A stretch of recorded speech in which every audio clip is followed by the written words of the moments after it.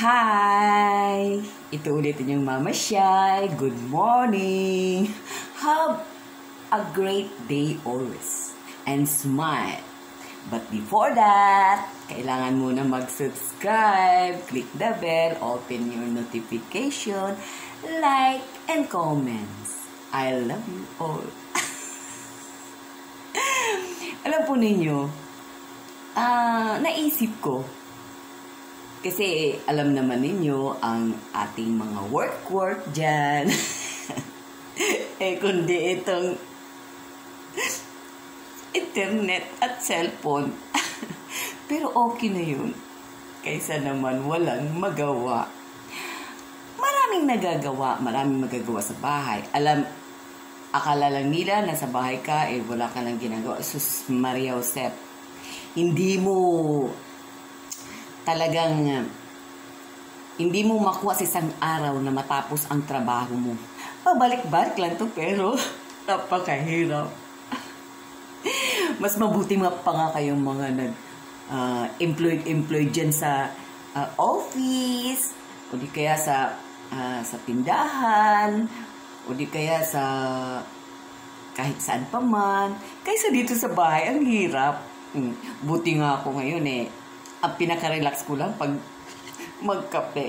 Kape muna tayo because it's early in the morning and always have a pleasant day. At saka na ano ko pa yung aking brain, alahanin mo ngayon, hindi na ako bata, isa na akong matanda. At nakakatakot, may demensya. Ano po ninyo, yung demensya ay hindi naman pambata, hindi pammatanda, pambata rin. Kaya, kailangan i-exercise ang iyong, hindi lang ang katawan, kundi ang brain. Maiba naman tayo. Alam niyo, nung kabataan ko, ay talagang mahilig din ako sa mga artista. Sa katunayan nga meron akong isang idol dyan na talagang idol ko noong paman. Yan si Sharon Cuneta. Idol ko talaga yan. Bata pa yan. Yung sila pa mismo ang love team ni Gabby Concepcion. Beauty at saka pogi. Kaya minsan, pag nakikita ko yung anak nilang si Casey Concepcion, ay parang nakikita ko na Sharon, at saka minsan pag merong anggulo din si parang Gabi talaga, Gabi Concepcion, si Casey. Alam po ninyo, pag-usapan natin si Casey, masarap pag-usapan si Casey. Si Casey ay talagang siya na yata ang magiging paborito kong artista. Kasi alam po ninyo siya, sa mga na babasa ko dito, alam po naman yung mga trabaho natin, may pagka-chismosa. Hindi naman chismosa, syempre. Nagbe-base tayo sa truth. Huwag naman tayong manira. Hindi yan na paninira, kundi naghahanap tayo ng katotohanan. At itong idol ko ngayon bago, si Casey Concepcion. Hi, Casey! Beautiful lady. Good morning sa'yo. Ang cute mo talaga. Parati ko siya nakikita dito sa internet. Meron na yung mga collaboration niya, yung food niya, si Share. Kaya lang, meron din naman akong medyo napapansin sa kanya. Ay, Casey, ang gaganda ng mga kasuotan mo, yung mga jewelry mo, yung mga damit mo. Pero, ano naman, kunti naman kailangan ka talaga na magsalamin muna, ayusin. Kasi alam ko naman na para kang isa kang prinsesa. Na parang feeling mo tama na yung mo, pero ganun talaga yun pag hindi sanay sa prinsesa.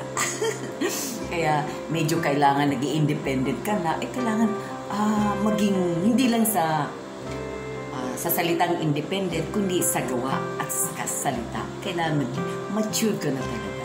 Hindi naman yung mature na magiging ganun ka na. Yung mature na ibig sabihin na Ang lahat, ang bawat kilos mo ay kailangan may limitasyon yan. Oops! Kailangan check up. Halimbawa sa pananamit. Oops! Kailangan check up. Tama na ba yan? Wala na ba akong pwedeng hindi na ba ako pwedeng mapulaan ng mga tao? Kailangan. Ganyan ang independent na tao. Ngayon, natututo ka na magluto. Sa pananamit naman, wala akong masabi, wow na wow ako, wow, galing, ganda. At saka yung mga kulay, bagay na bagay sa lalo ka, naging maganda, Diyos. Kaya lang, kasi nakikita namin ang iyong malaanghel na katawan. Napakagandang Diyos ang katawan. At saka yung, wala nabing masabi sa yung GMRC, Good Manners and Right Conduct. Talagang believe na ako sa'yo. Thanks God. At sa mga artista na umaatake sa amin, bakit pa kami ang inaatake ninyo? Hindi, wala naman kami kasalanan. Kami ay umaano lang sa tama. Huwag ninyo kami atakihin, kayong ibang mga artista. Hindi sa'yo, Casey. Alam si Casey, napapansin ko sa kanya, talagang nakikita ko naman yung sitwasyon ng buhay niya, yung parents niya. Kalimitan mga ganyang bata ay napapariwara, pero siya hindi niya pinayagan ang sarili niya na mapapariwara, na mapasama. Hindi siya nagrebelde, bagkus pa nga cool ang buhay niya, relax. Yan ang gusto ko. Relax lang siya. Tsaka hindi siya yung nakikialam.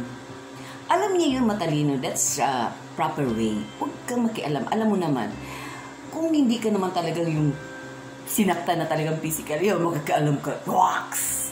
Pero yun namang, kasi, alam naman niya kung saan siya gustong pumanig. Alam naman niya may kasalanan ang kanyang sa sides niya, kaya quiet siya at marunong siyang makinig sa advice sa kanya. Kasi naman, dapat talaga marunong. Matuto tayong makinig. Kasi, yun namang pagpapaalala ay pagmamahal. Meron din namang pagpapaalala na hindi maganda. Pero, kaya nga tayo binigyan ng brain ni Lord di ba? This is very, very important. Kailangan pag medyo, alam kong, kalimitan mga matatalino din. Yun namang mga hindi masyadong matalino, dinadaan naman nila sa akin lang ha. Malayo na rin yung napuntahan ko, mga na-observe klase-klase na yung mga tao. Yung mga matalino ay talaga po naman mahirap sawayin kasi kailangan sila, gumaganon talaga sila. Gaganon ka, gaganon talaga sila. Gusto nilang mangibabaw sa'yo. Yun namang mga, yung okay lang, yung wala naman talagang bobong tao, kaya lang kulang sila sa kaalaman. Merong rason. Marunong silang makinig, ganun. At saka, marunong din silang sumunod. Nalalaman ko yan sa aking mga paglalakbay. Marunong silang sumunod kasi, yun nga, nag-iipon sila ng kaalaman. Kaya remember, walang bobong tao. Yun lang mga nagbubububuhan. Kasi tamad sila mag-aral, tamad silang gusto lang nila yung easy lang, easy gulaki. Pero pag sila naman ay natauhan na, ay nako Diyos ko, super naman ang katalino. Pero marunong silang rumespeto, gumalang, lalo na sa matatanda. Pag-usapan naman natin ngayon si Casey Concepcion. Ngayon ang idol ko. Ang ganda-ganda mo, Casey. Pakis ako sa'yo. Pak! Wow! Ganyan ka, Casey. Nakikita ko sa kanya na kahit na nire-resbakan siya ng mga basher, ay talagang pag sumagot siya, ay cool. Cool, as in cool. Parang yellow ice. Na napakalamig. Dinadaan niya sa biro. Talagang cool na cool. Ay, tama yan. Thumbs up ako niyan sa iyo, Casey. Good. Ang taong mabait, maraming nagsasabi na, mabait naman yan, matulungin.